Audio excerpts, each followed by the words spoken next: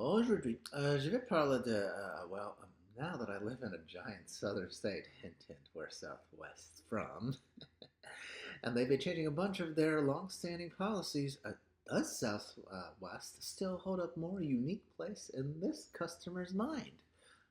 Or not?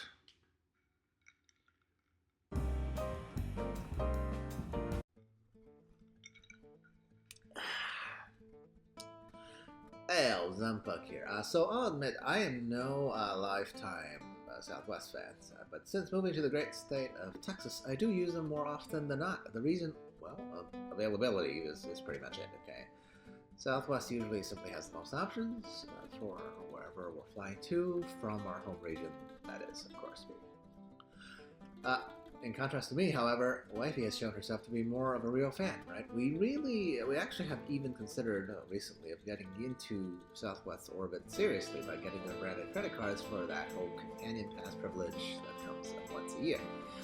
Haven't quite sprung for it, by the way, and that brings us to today. All over the news is how Southwest is getting rid of their longest-lasting perks of the whole 2 free check bags. And my wifey's reaction is severe. Okay, so that made me chuckle and led me to today's topic. So I'm going to talk about what I think of how Southwest is changing their tune.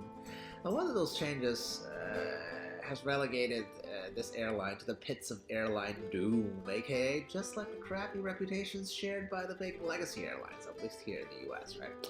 So if you enjoy some random rants from a dude with no production skills, clearly like, subscribe, share, comment, and all that whatever social media stuff. I'll be great regardless, because I just do these for funsies. Hit that bell icon. I don't know where that is, but I'm asking you guys to do it because other people on YouTube says that. Yep, that's me, a complete hypocrite about a minor internet detail.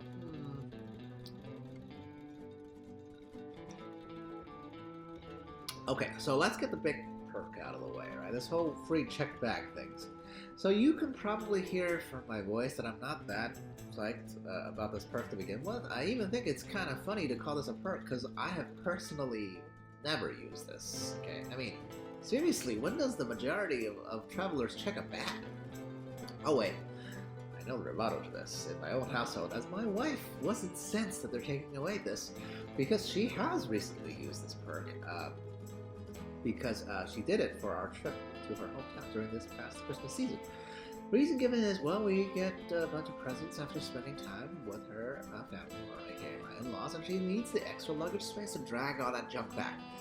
Now, there lies in the real reason for my complete shrug of reaction to this death of bag flag free as a slogan in terms of Southwest, anyway. To me, this is just a feature that they can talk about that's hardly ever necessary.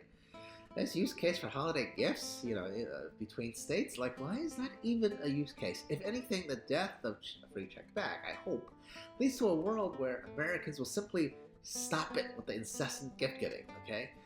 Hopefully entirely. Yikes, consumerism is just mostly useless. Let's go efficicism, okay? Anyway, look, I get it. There are actual other edge cases. Let's say, older folks who have problems with, lifting their carry-on. So maybe it's simply easier to check the back, right? But I guess because I'm not at that age with the lack of physical abilities yet, so it's not top of mind for me. All I can say is I can't believe this was their longest lasting perk and people actually bought into it as a perk. Just embrace not dragging as much stuff with you. Is that really that difficult? Yeah, this one, I honestly, I won't miss it at all. It was totally unnecessary. Yeah.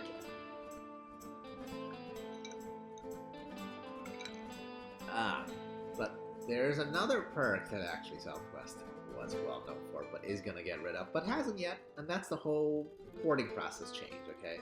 They went from first come, first serve to assigned seating. Southwest used to be the only one that's still doing something different, which is no assigned seating, okay? But they're going to be just like everybody else with assigned seating. This one also affects my household because my wifey was absolutely one of those people who would actually spend the extra money just to be higher on the list aboard the plane, thus guaranteeing, let's say, we sit together, or also that we have space for our carry-on bags, right? I hope you can see where I'm going with this. This former boarding process simply introduces another way to upcharge anxious people with more fees. I am totally fine with the science fees from other airlines because I'm used to it, from everybody else, right? As long as I plan my flights with enough notice, which is probably, in my opinion, should be like 2 or 3 months at least. I've never had an issue booking seats together if I'm flying with somebody else. So that's one objection down. As to the other, the whole, will our carry-on have space if we board later, like a later boarding group? I have 2 solutions in mind. One, again, just carry less stuff.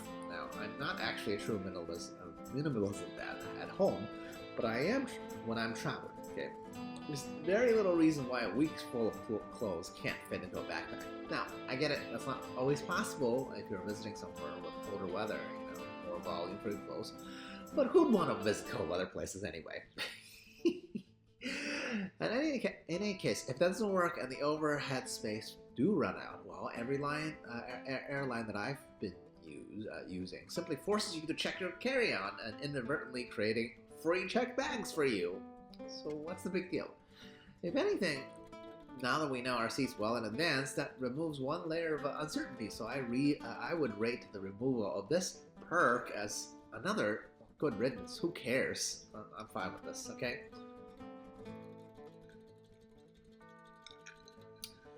Now, but really after removing the free check bags and their first come first served boarding process, how exactly is Southwest still different from the United Americans and Deltas of the world at this point, okay?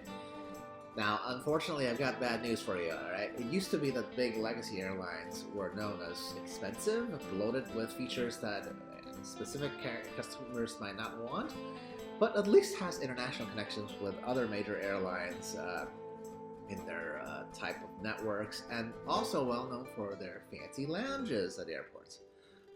Compare that to Southwest and its newer compadres such as JetBlue, right? These guys are known as, nimbler, smaller competitors, usually with better customer service, cheaper prices, and some unique perks like what we just talked about. But, starting from now, at least for an airline like Southwest, it's lost basically all the unique perks that led them to this point, that gave them some sort of reputation, and it's really just like the legacy carriers at this point, except they're not part of any international networks, and they don't have any lounges, right?